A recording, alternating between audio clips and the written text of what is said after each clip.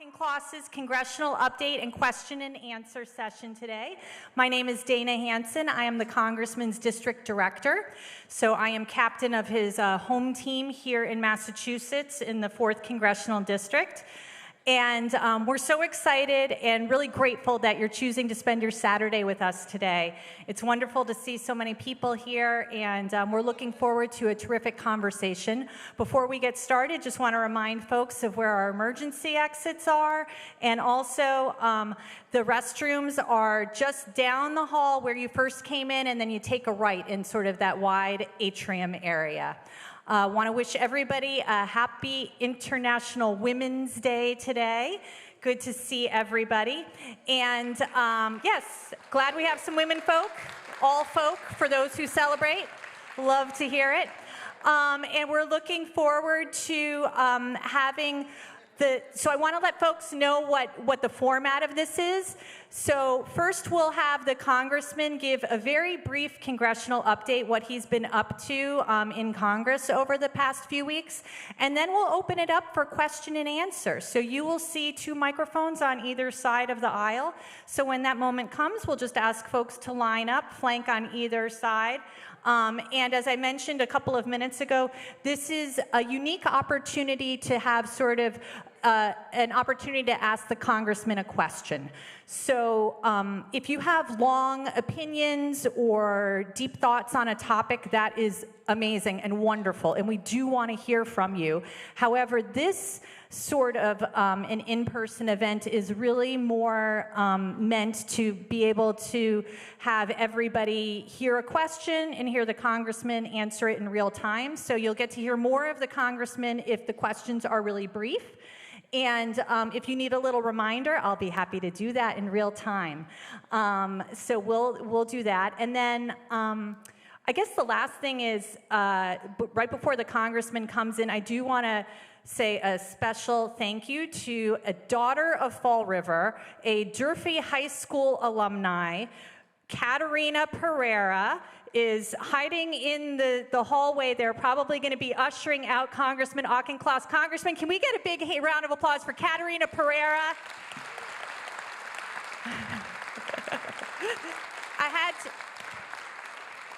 I had to do it.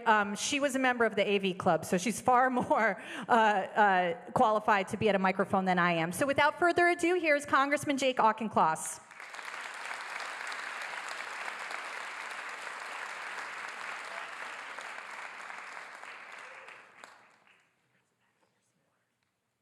Good afternoon, Fall River. Thank you for being here.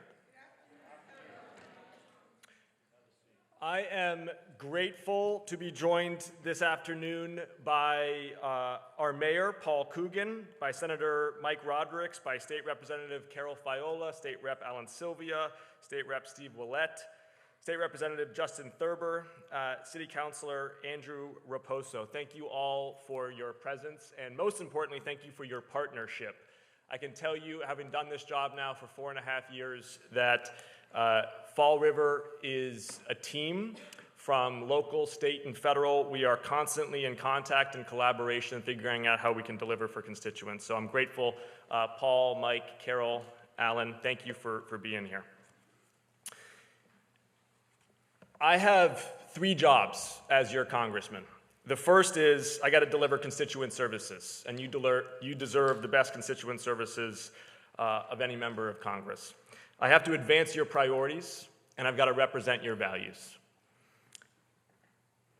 On constituent services, over the last 4 years, I have worked in close partnership with local and state leadership, in particular on delivering federal funds for the waterfront development, which holds promise to be housing for Fall River citizens, and to help revitalize the waterfront as a place to shop, to live, to dine. And I'm going to continue to work to deliver federal funds both for the infrastructure and for the economic development along the waterfront.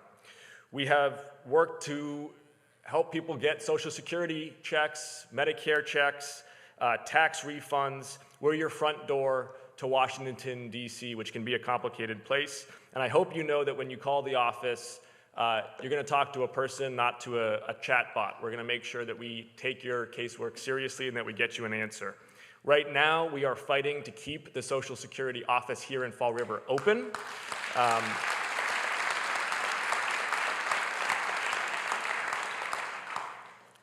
I also work with the manufacturers and business owners in Fall River. We've been able to deliver grants for manufacturing. One manufacturer had a deal with the National Institutes of Health to deliver personal protective equipment for a stockpile in case of further medical emergencies. That grant has been frozen in the last several months, and we have been working with the manufacturer and with the NIH to see if we can restart that grant. And so I'm in constant contact as well with the business community here in Fall River to ensure that you've got a thriving economic development sector. Finally, on the constituent services front, I know many of you are struggling with high energy bills right now. They have surged in recent months. I can tell you that your state delegation is all over this and is working at this at the State House as we speak. In my domain, the best way I can help is by continuing to fund the low-income heating and energy assistance program, which is somewhat inaptly named because it's actually not just reserved for very low-income individuals. It's open to many who have a middle-class salary as well. Citizens for Citizens in Fall River is the front door for the heating and energy assistance program, and I encourage you that if you're really hurting with your energy bills, please work with Citizens for Citizens to see if you're eligible for a grant on that front, and I'll be fighting in Washington, D.C. to make sure that we continue to fund it. I also need to advance your priorities in Washington, D.C., and oftentimes that means working in a bipartisan fashion. We're in the minority right now in the House and the Senate. Obviously, we don't have the presidency as a Democratic Party, and so I'm constantly looking for bipartisan ways to get things done that matter to Fall River. For example, the de minimis loophole, which is basically a loophole in our tariff system that allows for very low-cost textiles to surge into the United States in an unfair fashion. I've helped build a bipartisan consensus to close the de minimis loophole and support the textile manufacturing industry in the greater South Coast region. Fall River, like many other cities and towns in Massachusetts, struggles with opioid use. And I have led 3 pieces of legislation, all bipartisan, to interdict fentanyl at its source, which is the Chinese mainland. 98% of fentanyl precursors come from China. Despite what the president says, they don't actually really come through Canada. They come through oftentimes legal ports of entry.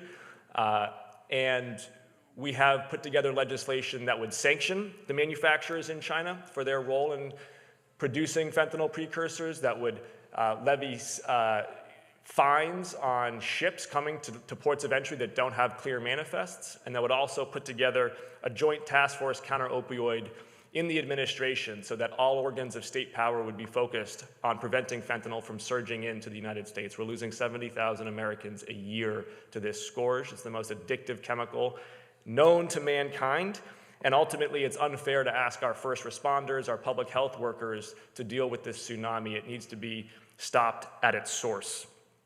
I also know that Massachusetts has struggled with the costs of housing new migrants in the last 2 years. And I was an early and strong supporter of the bipartisan border security legislation that would have sealed up much of the undocumented migrant arrivals from our southern border. Unfortunately, that was torpedoed last year by congressional Republicans, but I remain committed to bipartisan immigration and border security legislation.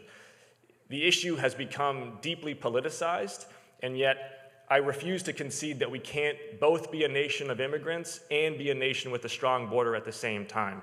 They are not mutually exclusive. We can absolutely prevent chaos or disorder at the border, but still have a wide gate where we welcome new Americans and appreciate the vitality, both economic and cultural, that they bring to this country. And I'm have been a co-sponsor of numerous pieces of legislation that drive us towards that outcome, because the way it's been conducted the last several years is not acceptable. Finally, I know so many of us struggle with healthcare costs across a huge number of domains. When I talk to employers, Health insurance premiums are eating into profits and to wages they can pay. When I talk to municipalities, health insurance premiums are eating into the services they can provide and the employees that they can retain. And of course, when I talk to my individual constituents, the out-of-pocket costs for prescription drugs, the out-of-pocket costs for primary care or other hospital visits, going up faster than wages are, probably about twice as fast. I have led several pieces of bipartisan legislation that really is meant to take on the price gouging and rent seeking that the health insurance corporations, all of which are Fortune 20 corporations, have been engaged in, particularly around prescription drug pricing, because the pharmacy benefit managers that these health insurance corporations own are extracting hundreds of billions of dollars every year from our healthcare economy, and they're not creating anything. They're not adding any value back. These are not the companies that create new cures. These are not the companies that are actually providing care through physicians or nurses. These are just middlemen, and the middlemen have gotten very comfortable and very greedy over the last 3 decades because there wasn't enough regulation and oversight, and we're building a bipartisan consensus to change that. We got really, really close in December. We were literally within 12 hours of passing muscular reform of the health insurance corporations to lower prescription drug prices. Would have saved taxpayers $5 billion, would have lowered your copays. And then Elon Musk tweeted. And he started tweeting about PBMs and how it was, blah, blah, blah, and Speaker Mike Johnson pulled it from the House floor. Couldn't vote on it. Then, 3 days later, Elon Musk tweets again, and you know what he asks? He asks, what's a pharmacy benefit manager? This guy is just chaos, doesn't even know what he's talking about, and yet he's being allowed to run roughshod over our institutions and our way of life. And this leads me to my last point, which is potentially my most important job right now in Washington, D.C., in addition to delivering constituent services to you and to advancing your priorities, is to defend your values and to represent your values. And I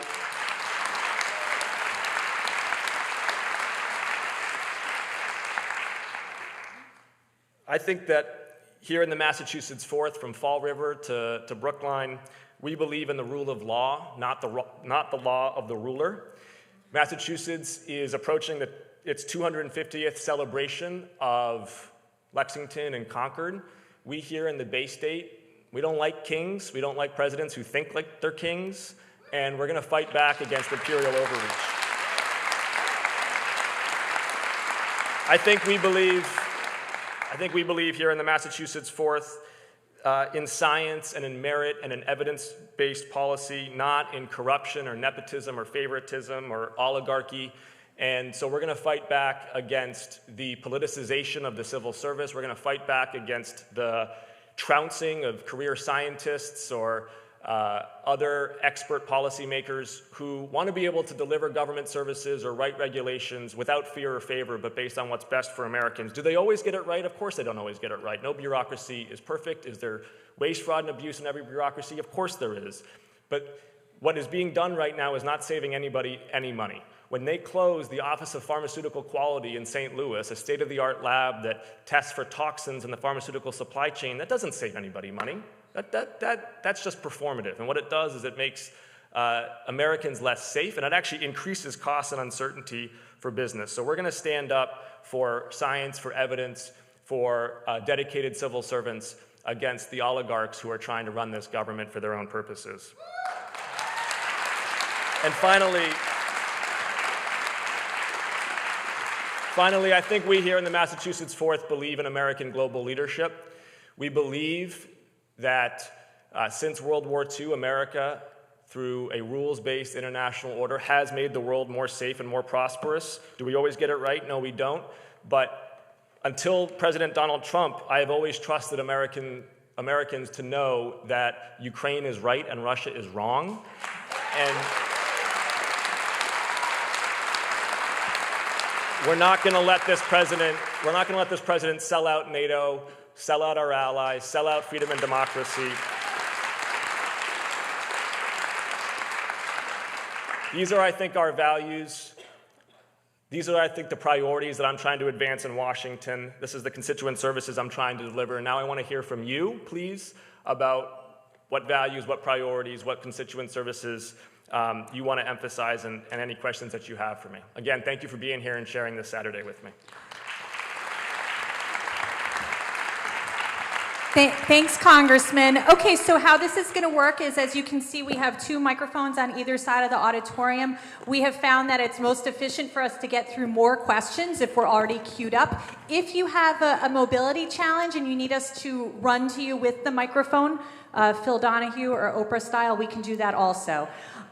Just wave your hand and we'll find you. That said, I'm looking at the crowd and seeing that we have a lot of questions. So without further ado, we're going to quickly get it started with this lovely.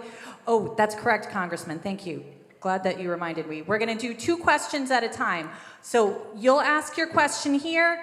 Then, sir, you'll ask your question here, and then he'll sort of toggle and answer both at the same time. Again, we're just trying to get through as many of these questions as possible. Thank you for that reminder, Can I also ask, Congressman. Dana, that we please hold our applause or any kind of feedback from the audience, both because I think it'll help us go through more questions more quickly, and also because we want to make sure everyone feels like they can ask any question on their mind without, getting feedback from the rest of the crowd. Love that. Very inclusive. Oh, okay, we'll start here. Thank you very much. Thank you, Congressman. Pleasure. My name is Carol Copeland Thomas. I live in Lakeville, Massachusetts, and I am a 38-year diversity consultant. I've had my business for 38 years.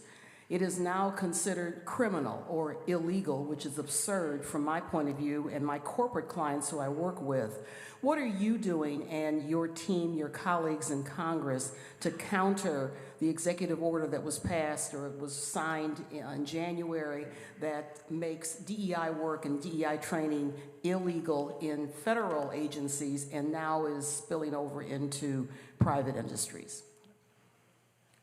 Congressman, thank you for being here in Fall River. And my name is Stephen Camara. I am a longtime activist, over 60 years of promoting what I think is best for America since John Kennedy challenged us to do what we could do for our country.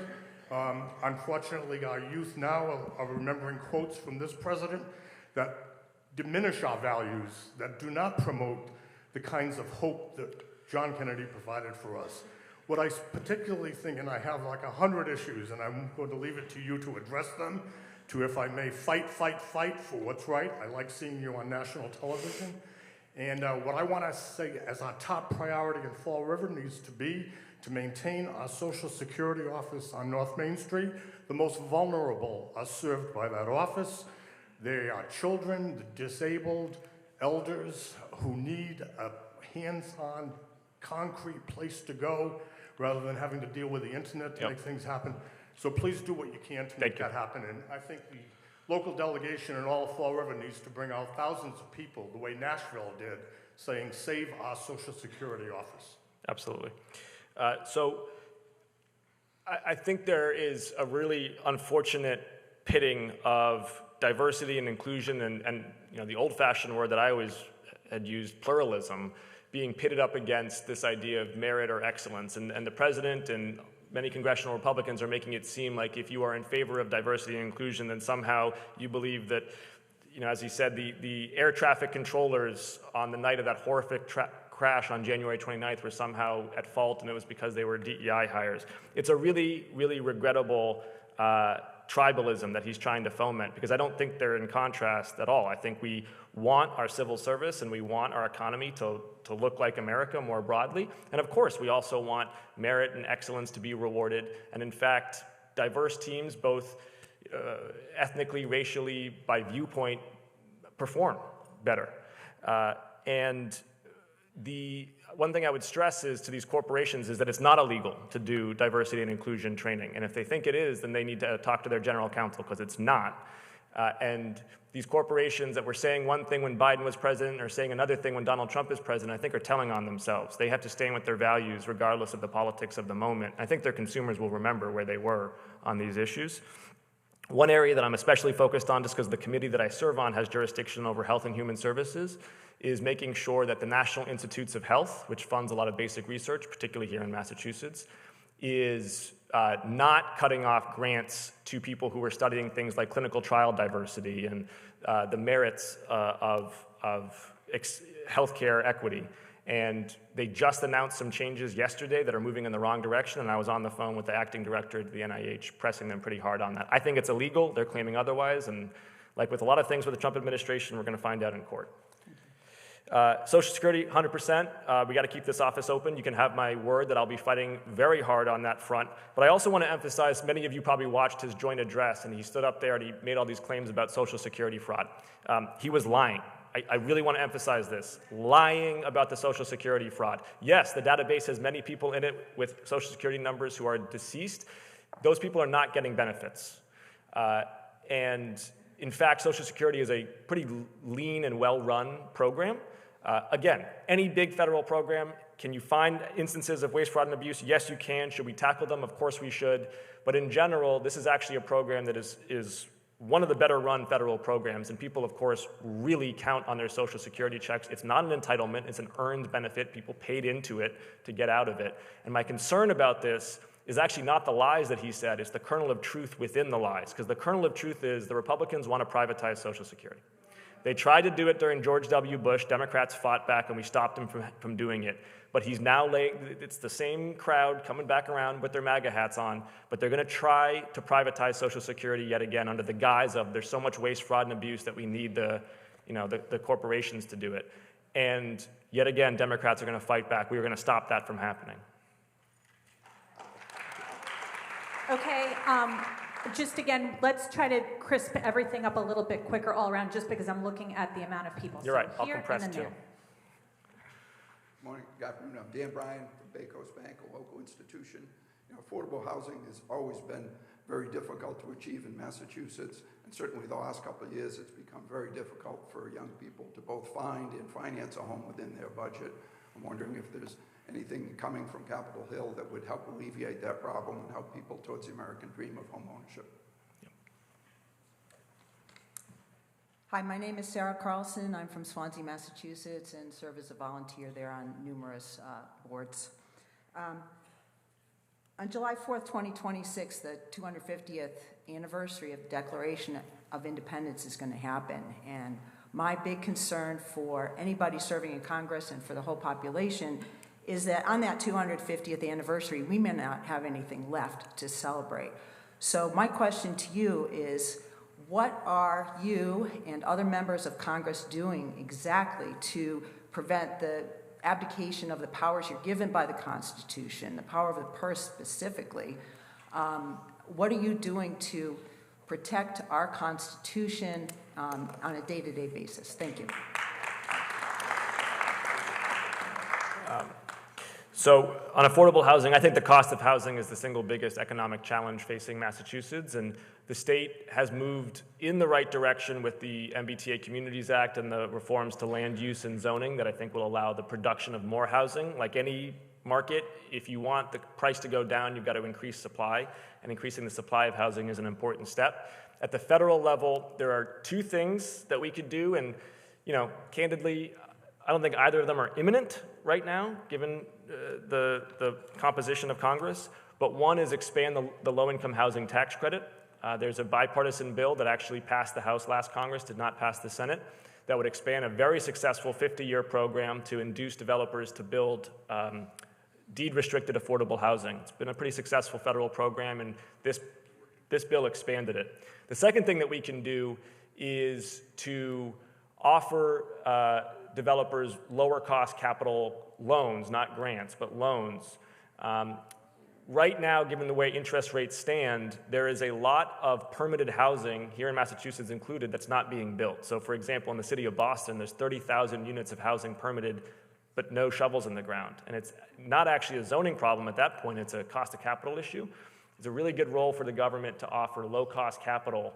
Again, not a grant, but a loan that comes back in an evergreen fund to get more building going. But ultimately, in this country, we got to get 10 million units of housing built in the next 10 years, or else the average American will have 40 to 50% of their household budget going to the cost of housing, and that's just not tenable. We're also a fan of ADUs. ADUs are great. Multifamily housing, 2 to 10 unit construction is great. We make it too hard to build that as well. So all of it. Zoning and cost of capital are the two biggest levers that we have there. Power of the purse, I think that's exactly right. Power of the purse, it's not just 250 years ago, it's 400 years ago. In Great Britain, Parliament literally cut off a king's head for trying to take the power of the purse from Parliament. So That wasn't a suggestion, by the way. It was just a historical. The point is that that is exactly what is at stake here.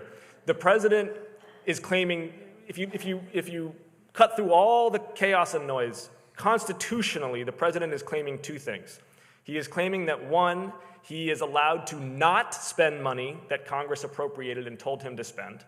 That's illegal. We have a law, the Impoundment Clause, that says that's illegal. But two, and potentially just as dangerous, he claims that he can spend money that Congress did not appropriate through emergency power use. So we've got to pass two sets of laws or enforceable provisions. One is saying, no, we really meant it about the Impoundment Clause. If we tell you to spend money, you have to take care that the laws are faithfully executed. And number two is we have to rein in the president's use of emergency powers. And frankly, presidents have been using emergency powers inappropriately for 60 years, but it's gone on turbocharge with this guy. And there's two pieces of bipartisan legislation, the Republic Act, the Article 1 Act, that would rein in that abuse of emergency powers. I would like to see both of those bills passed, the impoundment bill, the Article 1 bill, passed as part of any appropriations package this year, because this is the leverage that Democrats have. We're in the minority, but the one time that they're really going to need our votes is to fund the government, and we have to sell that leverage dearly. Welcome, Congressman. I am deeply grateful that you understand your responsibility as an elected official to be here and share information, but more importantly, to dispel disinformation. Unfortunately, we are not seeing that same commitment to truth across the board. People are afraid. I understand it's very difficult to deal with the fallout and the visceral reaction of someone who just finds out that their deeply held belief is not rooted in fact. But I am wondering if there is a coordinated effort among federal, state, and local elected officials to call out the most egregious and dangerous disinformation out there, especially in a time when people no longer receive local newspapers or watch actual news.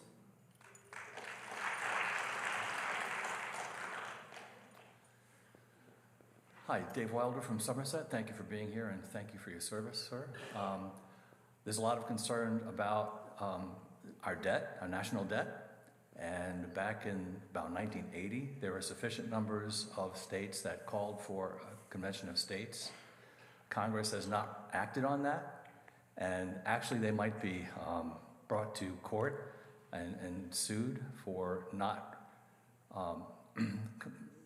doing their Article 5 responsibility.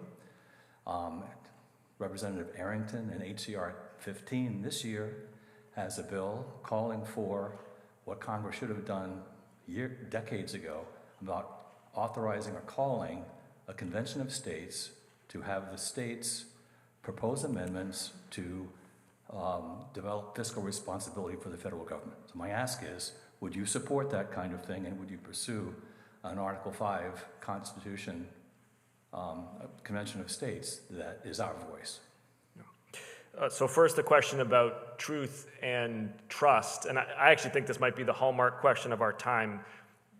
Trust has eroded since the year 2000. I think many of us can remember what it felt like after 9/11 and how much I think social trust there was and how much trust people had in Washington and how it kind of felt like we were all in this together. And it's just been this downward slide ever since then. The war in Iraq, the Great Recession, COVID, all of it contributed. But we're now in a very low trust era. And disinformation flourishes. In the near term, that means that I feel like part of my job is to go everywhere and shatter echo chambers. So I'm on, TikTok, arguing to ban TikTok, ironically. I'm on podcasts and YouTube channels. I'm on TV. I'm on doing local news with Facebook bloggers. I will get out there and talk to everybody, right or left, and try to have respectful conversations and put my point of view forward. I think there's a much deeper reservoir of common sense and decency in the American public than we give ourselves credit for, actually. I think about 70% of Americans are right there between the 40-yard lines. But instead, we just hear the incessant howls of outrage on social media and cable news, and it makes us think we disagree a lot more than we actually do. And in the long run, I think that means that we have to re-architect how we think about where we get our facts from. Because especially since the year about 2010, social media has come to just dominate how people get their news. And it is not doing us any favors. It's corroding our civil discourse. It's making our kids miserable. And Congress hasn't passed a single law about social media, not a single one, not since the 1990s, when the only thing we passed was a law that said that they weren't liable for toxicity on their platforms. That's the one law we've passed. We got to get much tougher. I think we should levy a tax on digital advertising revenue. They make $250 billion a year on digital advertising revenue alone, just Meta and Google. Tax that revenue, send it into an endowment to fund local journalism, to fund education, to fund the things that can help build trust back up again in this country.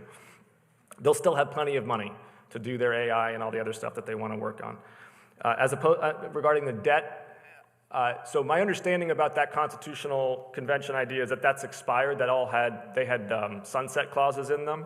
But more directly to the point, there is no way I am going to support a constitutional convention called for by the MAGA crowd right now. I do not trust what that constitutional convention would propose or what it would try to vote on. Right now, the goal needs to be to protect the Constitution that we have. It's a really good one, and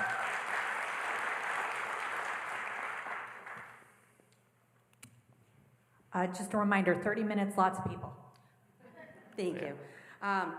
I'd like to thank Colton in your DC office for his boundless patience. Court decisions like the Constitution itself are only as good as compliance or enforcement. In 1830, the Indian Removal Act was ruled unconstitutional, and President Jackson defied that ruling. No one stopped the forced removal of 60,000 people from their land, directly resulting in 15,000 deaths. You have joined with other Democrats in passing resolutions of opposition, but state you have little power with a minority in Congress. I'm outraged at these claims of impotence in a time of severe crisis, especially after the very real chance to stop this illegitimate government was squandered during the Democratic majority 117th Congress and the Biden administration. That was the moment to hold accountable Trump and all the Republicans in Congress who supported the January 6th insurrection. Nothing happened. They maintained positions of power, and this blatant and well-planned coup was allowed to progress. You and fellow Democrats rely on an adherence to the rules, decorum, and civility, as if you are facing normal political circumstances. But nothing is normal about a naked power grab by billionaires who have proven that they flout the rules without consequences. We are now forced to watch, horrified, as Democrats put up zero serious, unified opposition. After years of willful blindness to these dangers, you've effectively abandoned us to the whims of a tyrant.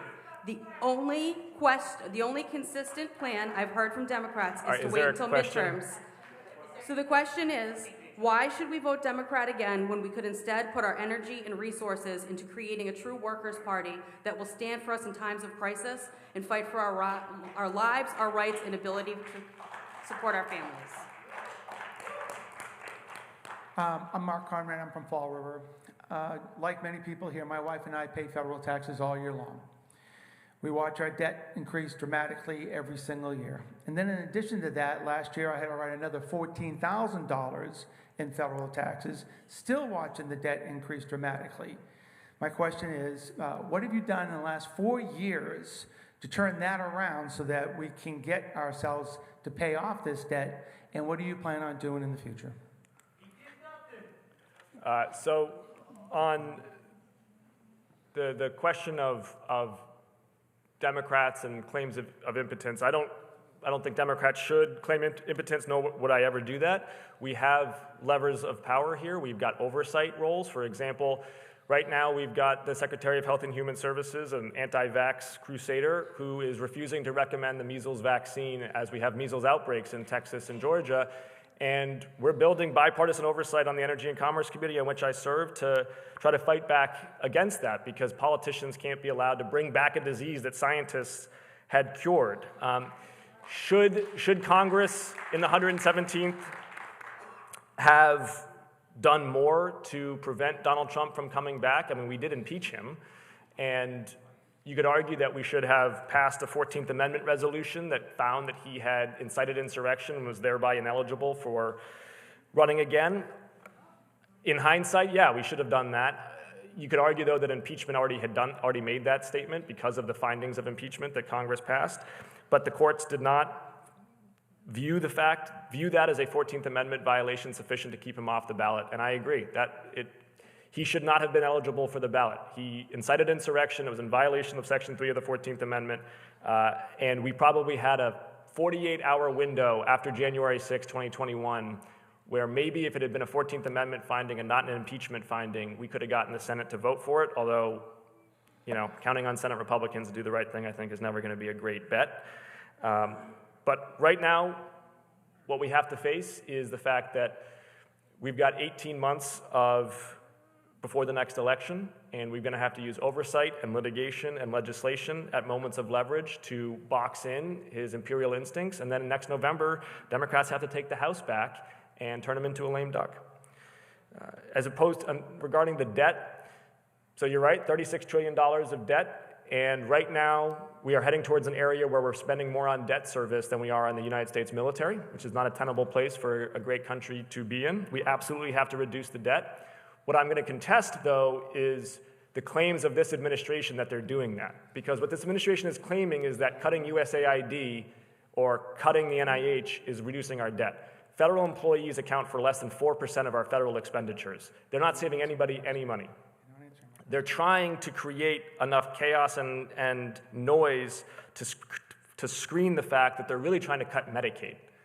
And they're trying to cut Medicaid in order to pay for tax cuts for people who don't need tax cuts. And that's going to explode the debt. It's going to add $4 to $5 trillion to our debt in the next 10 years. So I'm going to oppose that, one, because I believe in Medicaid and health care, and two, because I don't want to expand the debt.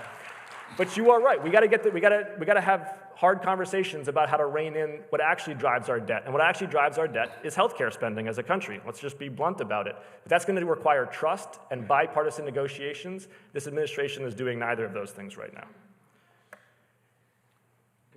Hi, Congressman. Lisa Jones, Health First Family Care Center. This was an excellent segue into my question, which is to thank you for being a strong advocate for community health centers.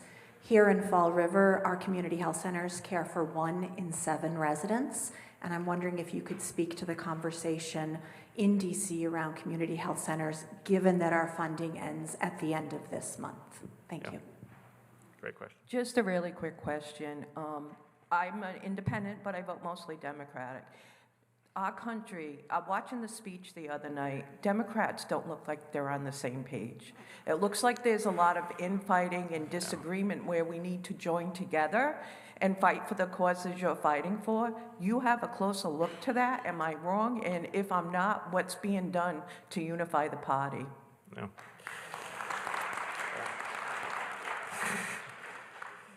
Not a great night. You're not going to get a disagreement from me there. Neither party looked very good.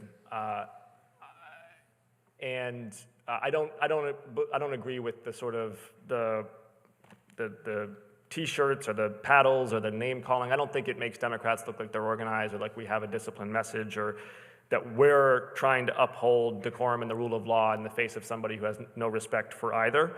I think what you're going to see is that the Democrats going into next year are going to find a consistent message and a consistent disciplined focus on protecting Medicaid and resisting the tax cuts that would really, I think 80% of these tax cuts would benefit the 1%. Democrats are going to be allied and unified in making very clear to the American public that, yeah, he gives a 100-minute speech and it's very entertaining, but he only spent 2 minutes out of those 100 talking about the cost of living, and half of those 2 minutes were saying that the cost of living was going to go up. And now he wants to take away health care for primary care for 40% of the kids in this country who rely on Medicaid, for at-home care for seniors, and that's going to make insurance premiums go up. He's going to make home insurance, that was going to make health insurance premiums go up. He's going to make home insurance premiums go up with tariffs. So I think we're going to be able to draw a contrast between the chaos and corruption of this administration with the high cost of living and the attacks on health care. But I agree, the joint address to Congress was a bad night for American politics, generally speaking. Community health centers, I appreciate the question. I'm a huge supporter of community health centers. Treat 10% of Americans for 1% of our total health care spending. And I think we should try to make that 1 in every 3 Americans. This is actually an area where I see glimmers of potential bipartisan progress because RFK is totally wrong about infectious disease, but he's not wrong about chronic disease and about the value of primary and preventative care. And the MAHA caucus actually supports community health center funding, which is a new position for Republicans, and we welcome them to that side. I could see that we could get bipartisan consensus on Section 330 grants and expanding that funding. We're going to do a speed round here because we have 20 minutes left together and we have long lines. And I'm not sure we'll get to everybody, but we are going to try. Okay, I'll compress it too, Dana. Hi there. I appreciate you being here. Thank you. My name is Eileen. I'm from Fall River. I'm an activist. I don't own a TV by choice, so I do and spend a lot of time on the internet researching and looking at misinformation, disinformation, as the previous woman had indicated. The newest one that concerns me at this time is all of this supposed legit information saying that President Trump is a Russian asset. If that were true, everything else would be negated at this point, because how do we deal with that? Do you have any consensus about that in Washington? Yeah, my name is John Sylvia, by the way, live here in Fall River. A recent census of homeless conducted by the city of Fall River revealed that there are over 300 homeless individuals in the city. This while thousands of migrants are provided housing, medical care, food, and transportation. Why have you allowed this to continue, and why have you not advocated for the homeless residents? I just want to add one other thing on top of that. This city has changed a little bit, Bristol County. So I think if you want to work in a bipartisan thing, constantly trashing the Republicans or the president is not going to help the situation. So I've got strong relationships with state and local Republicans here in the Massachusetts 4th, and you're right, Bristol County and indeed Fall River voted for Donald Trump. And inside the Massachusetts 4th, politics stops, and it's about delivering for constituents, and I'm able to do that with Republican state senators and mayors and state representatives throughout the district, and I take that obligation seriously. I also have advanced bipartisan legislation on fentanyl, on drug pricing, on social media regulation, on housing, on China, on Ukraine at every opportunity, and I think it's important to have relationships across the aisle. But I am absolutely going to stand up for the rule of law and the Constitution, and I'm not going to let this president lie to the American people. That's not political, it's just my oath. To the question about homelessness, homelessness is a function really of two broad vectors. One is the cost of housing, and the other is mental health and substance use disorders. And I've been a strong supporter of home grants and the housing tax credit program, both of which are designed to improve the production of affordable housing, and also through SAMHSA, through the Substance Abuse and Mental Health Agency at the federal level, through opioid use grants and expanded mental health treatment through our community health centers. Mayor, I don't know if you want to respond to anything about what Fall River is doing, but... The SAMHSA grant that he was referring to... Here, use the mic. The SAMHSA grant that he's referring to is the one that funds the FAST team and a lot of our homeless services in the city of Fall River. The number 300 is not street homeless. A lot of those could be couch surfers or living in cars. We address them every day. I got to say, coming through in that, Jake has offered a lot of support, both for that SAMHSA grant, which is well over $2 million and funds us for 4 years, and even at the state delegation is helping us on this scramble. It's a brutal fight, but we fight it every day. So I'm not going to take his time. Let me speak to the migrant issue. Yeah. Fall River is not housing thousands of migrants, but to the extent that Massachusetts is paying a lot of money for migrant housing, there's no way around it. That is not Massachusetts' fault, and in fact, I think the State House has responded relatively ably to it. That's Congress's fault. Congress did not tackle border security and immigration legislation. As I said at the top of the hour, I have co-sponsored and argued for multiple pieces of bipartisan immigration and border security legislation, including bills, by the way, that the progressive left did not always agree with. Like, I am willing to challenge my own party for us to get control of the situation, because it was clearly not under control. We don't have a willing partner right now on this front. Tackling immigration requires trust, because it's the most thorny political issue in Washington, and there just isn't the trust. Speaking of trust, Trump as a Russian asset, no, there's no consensus view on that. I'm not going to weigh in on that. I'm not sure it's really all that, after that Oval Office exchange, frankly, we know where he stands. He's in favor of Vladimir Putin's propaganda and viewpoint, and he's echoing Kremlin talking points. And what we need now is for Congress and the European Union to support Ukraine because the commander-in-chief won't do it. The good news is there's 300 billion euros worth of frozen Russian assets held in Brussels right now. And the French and the Germans and the Belgians can unfreeze those Russian frozen assets and direct it towards Ukrainian defense. Ukraine probably needs to spend Ukraine probably needs about $20 to $40 billion a year to have the kind of army necessary to guarantee its own security, and that can be well provided for through the poetic justice of taking the Russians' money. Kevin Costa, Democratic State Committeeman for the 1st Bristol and Plymouth District. I want to thank your parents, and I commend them, and I encourage you to pass on the values that your parents passed on to you, to your children. A democratic republic requires certain virtues, integrity, honesty, generosity, courage, and those virtues are all the more important when the leadership, not only in this country, but in other countries in the world, that are ascendant, ruled by way of force and fraud and vice. Thank you. Kevin, so, I love the compliments, but what's the question? Here's my question. I had my father in a nursing home. There was a spend down. Eventually, he had to go on to Mass Health. I befriended some good people who were, some of them Second World War veterans who were cared for in that nursing home. There were excellent people with very low pay doing incredible work caring for them. And the idea that to give a giveaway to billionaires, that they would sacrifice those who have become before us, the greatest generation, or even the possibility that they can be provided a bit of help so they can be taken care of at home, horrifies me. Kevin, so whatever you can do on your committee, defend the interest of the older generation. Thank you, Kevin. I will. Yeah, Congressman, I too want to thank you for your military service.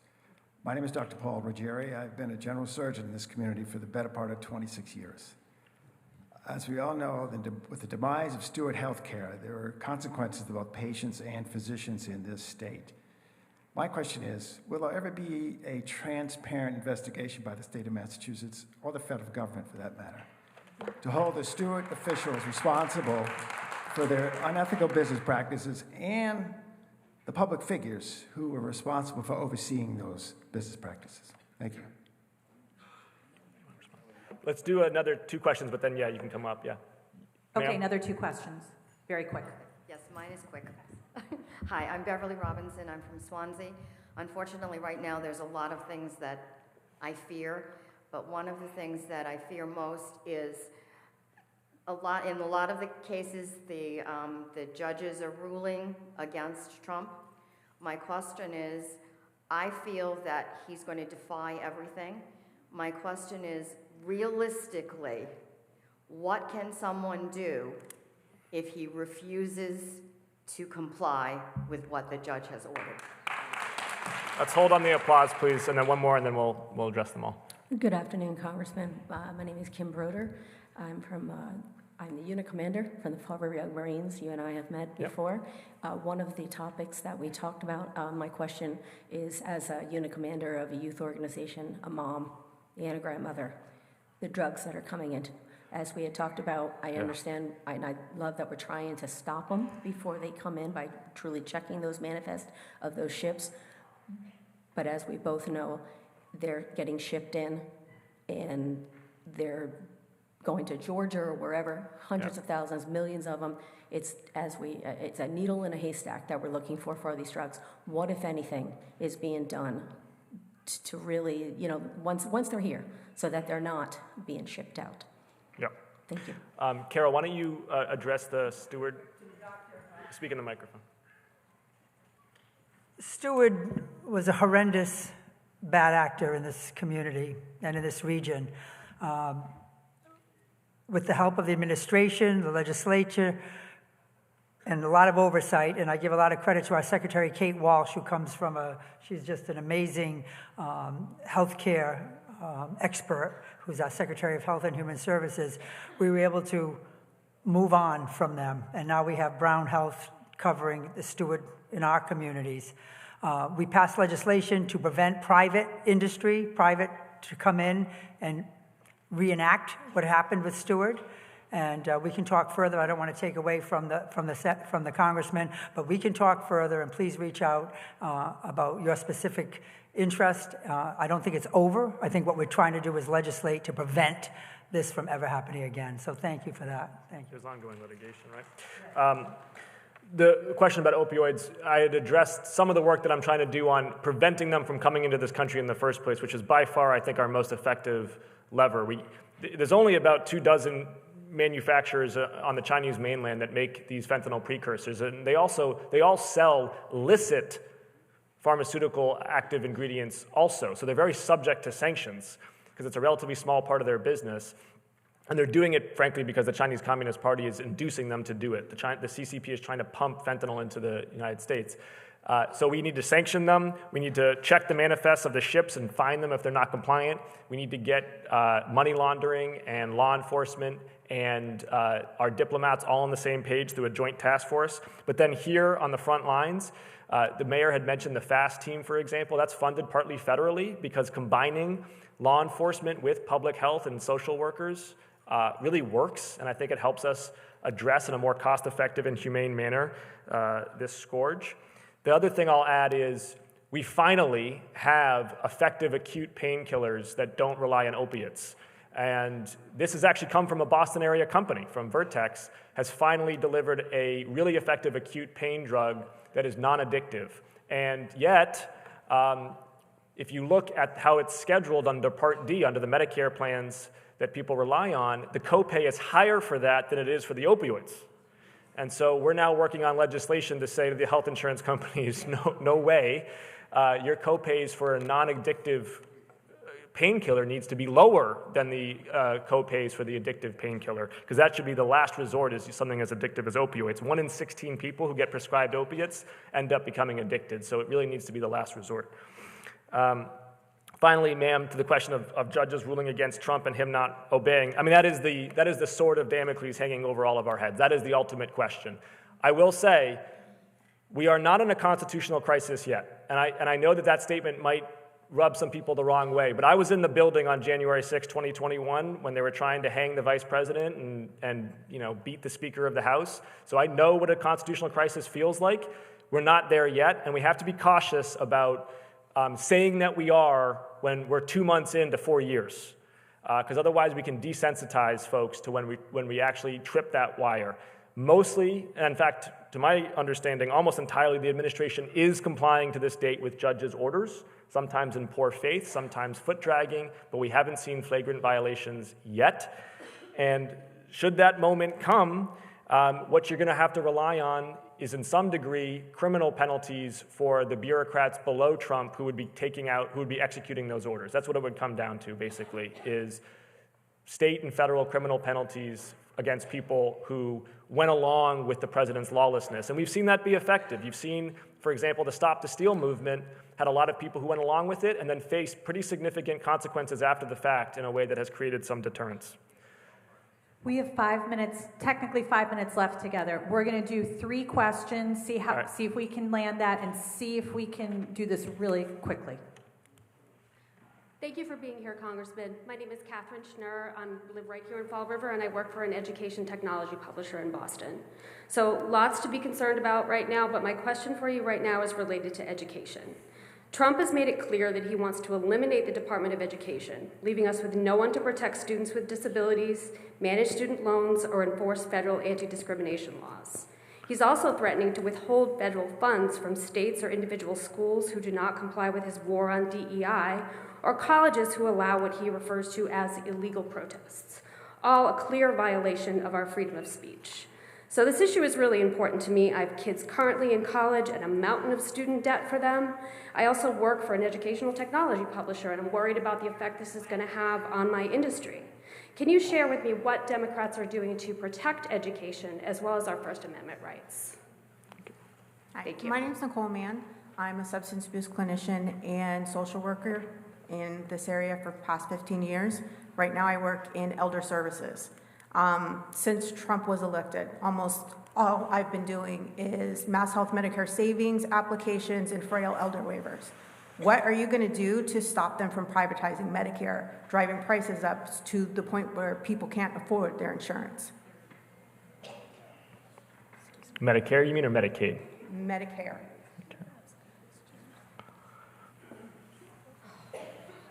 Congressman, good afternoon. We have a largely one-sided audience here, but I'd like to ask you a couple of questions. Were you supportive of your party on Tuesday night when they refused to applaud for a 13-year-old cancer survivor and refused to applaud for the mothers of women, their daughters who were raped and murdered by illegal aliens?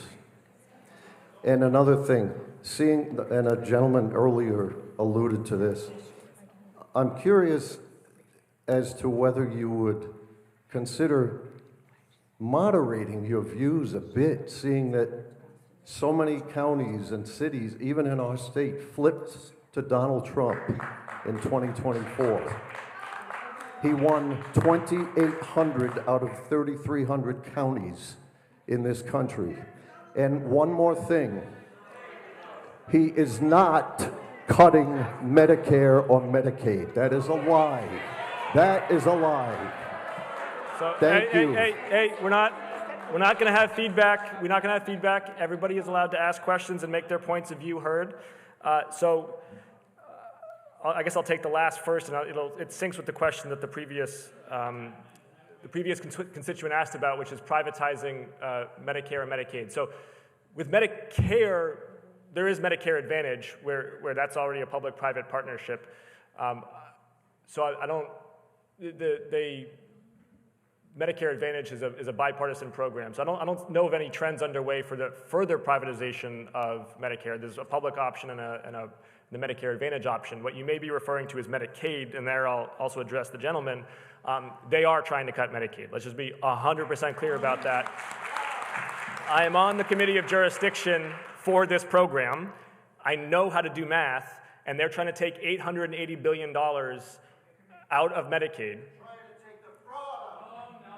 It's not true. Now listen, folks, let's finish strong here. The gentleman also asked about moderating my views. I've already talked about all the bipartisan legislation I have worked on, whether it's fentanyl or drug prices or China or Ukraine. And I am ready for a good faith conversation about Medicaid as well. I've said this to the Republicans. If you want to talk about provider taxes or you want to talk about improper billing, of course we should have that conversation. This is taxpayer dollars, and we got to reserve the funds for people who really need it. That is not what's happening here. What is happening here is Donald Trump said, I need $4.5 trillion because I got to hook up my buddies with tax cuts. Find me that money.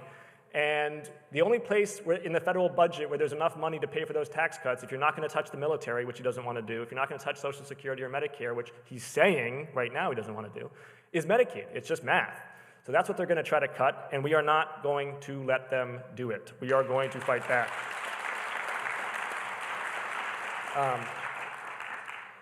The same goes for the tax cuts, by the way. Again, on the question of moderating my views, I said to Republicans repeatedly, privately and publicly, if you want to just extend the tax cuts for the middle class, we'll work with you on that. And we'll work with you on pay-fors for it as well.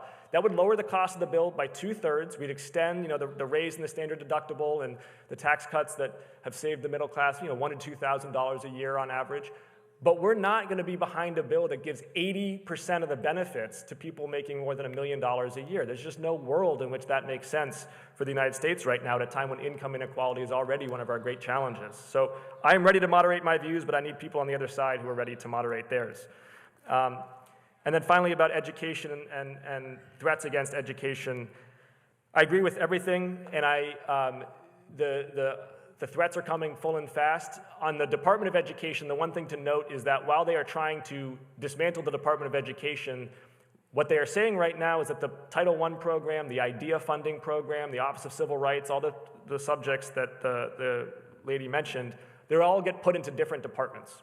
So my focus right now is protecting the funding and protecting the Office of Civil Rights, regardless of what the more senior department that they're nested under is. Dana, do we have time for one more? We are gonna, here's how this is gonna go. We are gonna extend by 5 minutes. I am not making any promises about getting to the end of our line. We are gonna try. We have negotiated that there are 4 questions left here, because the people at the end are gonna pair up. But before we hop to our last 4 questions, and I hope we can get to them, I do wanna remind everybody that you can always reach us on the Congressman's website. You can call our office. There's information up front. As you leave today, we have feedback forms. We'd love to hear from you. So while the Congressman does have to scoot, and I'm going to be holding him up here for an extra 5 minutes, so he really has to get going to Taunton, some of our staff will stay here till the end and sort of talk to folks for a reasonable amount of time. So with that, let's go. Right here, quick. Thank you for your service, Congressman. Donald Trump said that he loves Jeffrey Epstein and also Diddy, and RFK Jr. invited OJ and Bill Cosby to his house. Our government is being run by friends of Jeffrey Epstein, and this cannot stand. The Democratic Party needs to take a bolder position and call for the resignation of Donald Trump. Second part is Democrats are not talking about the root cause of why they lost, which is they rigged the primaries against Bernie Sanders. Elizabeth Warren said this, Jesse Jackson said this. So please address that. Thank you, Congress. Diane Hanks from Swansea, Mass. I've worked for the VA healthcare system for 26 years, and every day myself and everyone on my team is waiting to get fired. And if they go ahead and get rid of 83,000, I think is the new number of VA employees that work in the healthcare system, the largest healthcare system in the United States, there will be no healthcare for veterans. And I'm wondering what you would like to do about that. And 2 more quick questions. Very quickly here, and then very quickly there. Hey, name's William Bradford from Fall River. My concerns pertain to the LGBT community, the aspects of safety, financial, social aspects. Coming up on a Pride season in June, I work for social services with the LGBT community. I also work for social services with the homelessness too. Thank you. So he's going to start, and then I'm going to elaborate. Thank you, Congressman. Our question is basically, what can we do on a day-to-day basis as citizens to support you? Thank you. And I just want to continue that quickly. I think the division and tribalism in America is tearing down our democracy. I think we need to work together to repair this divide. Fall River, to me, is a bellwether for the country of the MAGAs. We switched from blue to deep red here. I've been in touch with a group called the Braver Angels. They bring Democrats and Republicans together in a safe space to listen and hear each other. I'm hoping your office or someone can work with this and set something up in Fall River. That man, I'm sorry he walked out. We need to talk to each other and embrace each other. And I'm a proud mom of an employee at the waterfront. She teaches sailing for Fall River youth, and it is a wonderful program. Proud of those kids. Okay. On the question about our LGBT neighbors, we've got to get the Equality Act passed. And while the Equality Act is a Democrat-led bill, it actually doesn't need to be a partisan measure because supermajorities of Americans, including majorities of Republicans, agree with the basic premise of non-discrimination. Regardless of how you were born, regardless of whom you love, there should be no discrimination for housing, for public accommodations, for health care, for employment. That is actually a unifying issue. And I actually think that we can, probably not in this Congress with Speaker Mike Johnson, but we can get to a place where we've got the same kinds of federal protections for the LGBT constituency that we were able to win in the 1960s and 1970s for Black Americans in the civil rights movement. And it doesn't need to be a polarizing issue. I think Democrats need to introspect about the way that we talk about this issue. In general, sometimes Democrats tend to moralize or be or condescend to voters who disagree with us, and we can't do that. We gotta enlist people, not lecture them, and that applies to a whole host of issues about how we can find common ground. Because to the lady's point about Braver Angels, as I said at the top of the conversation, this country is tribal right now, but it's not polarized. If you actually look at people's opinions about tons of issues, 70% of Americans are actually right there in the middle. And I think Fall River is a microcosm of this. I don't think there are huge extremes across the country. I think that social media and cable news have made people feel like we don't agree because they get paid more, frankly, the more that we are outraged at one another. It's an outrage as a service business model. So the great political project of the next decade as this country tries to heal from and move past Donald Trump is going to be trusting one another as citizens again. And events like this help us do that, so thank you for coming out, Fall River, and for sharing your opinions and your comments. I value them, and as Dana said, my staff will be here to take your feedback and to have any further conversations. Thank you.